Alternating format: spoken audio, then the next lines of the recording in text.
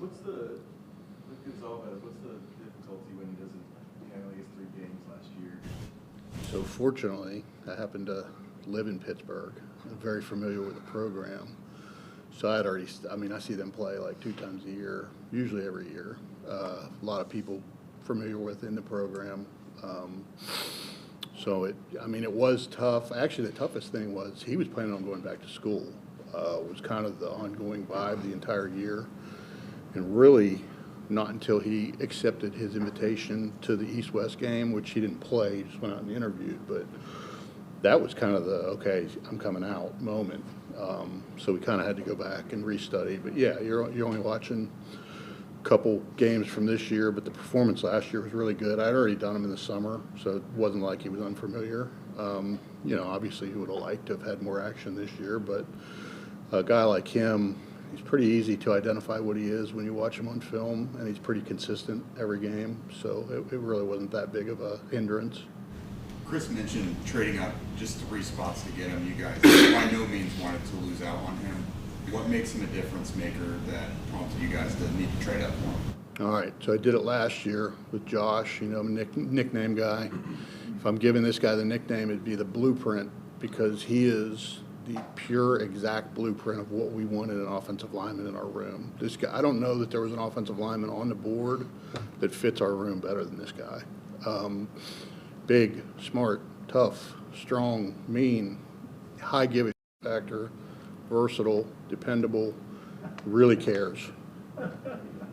We're still doing better than last night. We're fine. I didn't talk AC off the ledge. He was going to come in talking about unnamed sources. But he's a guy that you start this process with a lot of names, and you whittle it down to guys you like, and then it gets whittled down to guys you like and you need as far as positionally, what have you. And then you get closer to the draft and you start to identify, okay, like this is a target guy. Like we have a legit chance to get this guy and we really want to get him. And I think that everybody in the room felt that way. It was a really cool process. And I'm the area scout. I'm not the only guy to do them. It's a group process to begin with. But Matt Terpening went in there and liked him. Todd Vesvari covered the pro day because even though I live in Pittsburgh, I was in North Carolina that whole week. Came back with a positive report. Both of our sessions, both in February and April, where we worked on the guy.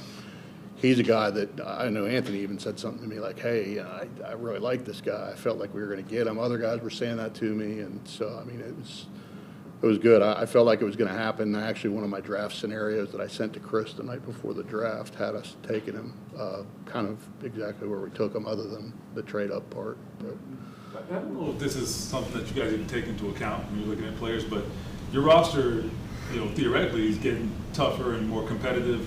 So, everybody you bring in, like they got to bring in a little more, and they got to find a way to make this team.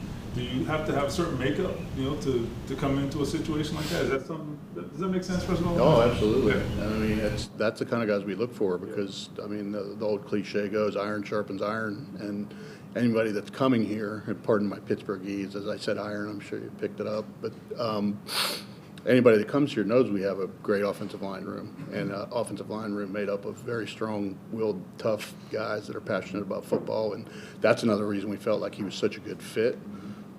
He's a guy, he's not going to come in expecting to be given anything. He's going to work his ass off. He's going to make the room better. And his versatility is going to help. But, yeah, I think that's another reason why he's such a great pick, because he was such a good competitor and a guy who understands that he's going to have to work to earn a spot and that he's going to have to work amongst really good players to get a chance to play. Yeah, it's not that he only got penalized 4 times in college and none were holding. Is that rare? What does that tell you about him as a player? He's first of all, he's very intelligent, has high instincts, and he's played left and right tackle. He's a very dedicated student of the game. This is a guy that, he's very passionate about every area of the process. He's a football guy. He's also well coached, and he's a guy that takes the coaching and utilizes it. Again, I think consistency was one of the strongest points of his film, and what you're talking about. He's a guy that you can count on to not get stupid penalties, not get frequent penalties, because he knows how to play. He's got really good savvy. Like his feel really stood out to us as well. AC, not to set the table for you, but did you see this part of AD through the process, the chip on his shoulder, the I belong up here? Oh, You know, yeah. it came out yesterday, but did you see that? With AD, yeah, he's got confidence, man. He thinks he belongs. You know, he's got talent. He knows it, and he works. Like this dude, he believes he belongs. I mean, he started as a freshman at Georgia. He's made plays in big games throughout his entire career at 2 major schools. So yeah, he has no shortage of confidence. Which, people say that it's important for receivers. It's important for every position. You got to know you believe. And it goes to what you were saying, like. That's part of that competitive, and you get in a room, you got to know you belong.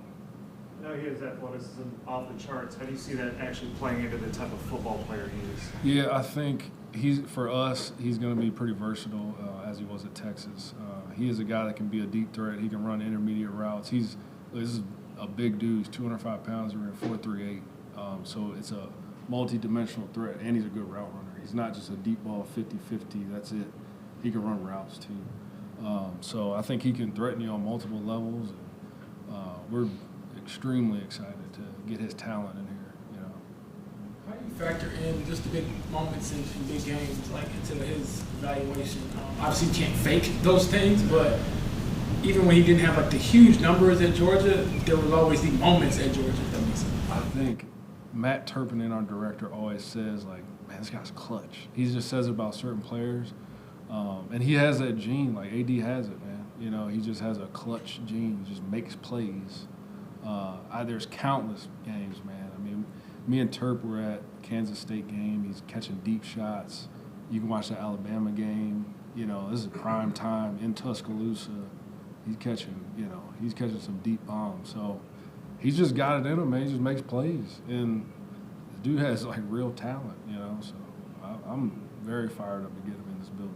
When you're sitting there during the second round and it's dropping, receiver, he's saying, we need to act and get this guy. Yeah, it's more of like a collective discussion. It's not necessarily me, especially like in those higher rounds. I'm not like, screaming.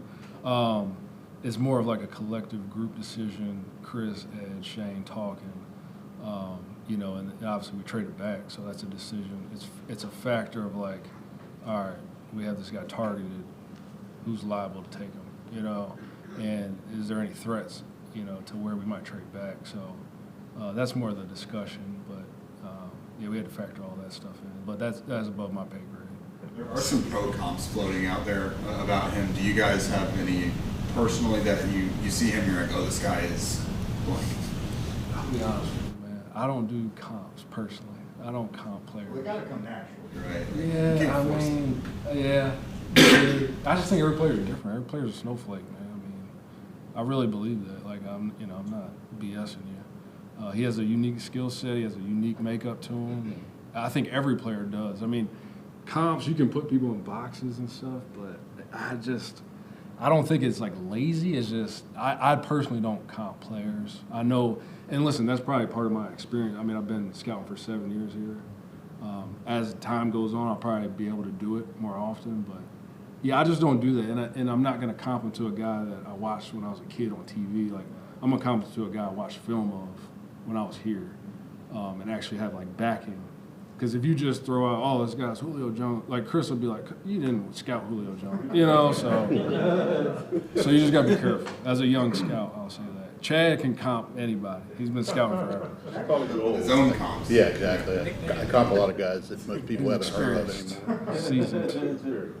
Yesterday said that it's kind of his job to make Anthony's life easier. He talked about, don't make the perfect throw. If it's anywhere in my vicinity, I'll get it. Is that him having that confidence in his skill set? Is that just showing up in another area? I mean, he's got belief in himself. I mean, you can talk to everybody in that building, and this dude practices hard. He works hard. Like, his position coach coaches in the NFL. I talked to him extensively, about this guy, obviously. I mean, it's an NFL position coach that's now coaching him. And I'm like, how's this guy going to fit in the building? How's he going to? And he's like, dude, this guy believes he belongs. Like, he believes he's an X receiver, and he believed that, and coach believes it. And obviously we do too. I mean, we picked this guy. And this guy has talent, man. So You scout these guys, you know the character on them so much. Where did you come to understand where AD's motivation comes from? Yeah, I think it's everything everybody's kind of been alluding to. Like, he believes he belongs, man. You know, this guy went to Georgia, started as a freshman. Like, he's just, I don't know if it's necessarily a chip. It's just like, this guy knows he's talented, you know, and he knows he's an NFL player. Obviously, he came out early, but dude, when you produce as a freshman at Georgia, at Lucas Oil Stadium against Alabama, and at Texas, you know, you're playing Tuscaloosa, like, he just knows he's got something to him. And, like, you have to have that, I think. Like, you have to have some belief in yourself at this level that you can achieve great things, you know, and it's not cockiness, it's just when you put in the work, yeah, you can believe, you know, it's not fake.